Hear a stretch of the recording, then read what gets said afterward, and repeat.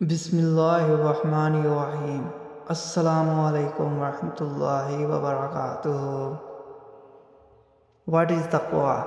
Taqwa is when Nuh alayhi salam called his people patiently to worship Allah for about 950 years.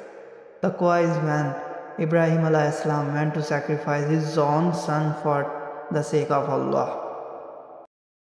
Taqwa is when Ismail alayhi salam accepted himself to be slaughtered for sake of Allah. Taqwa is when Yusuf alayhi salam rejected the call of beautiful women to commit fornication.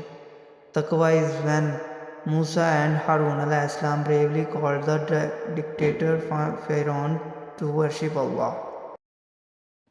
Taqwa is when Muhammad, peace be upon him, offered salah in the night. Through his past and future sins were forgiven.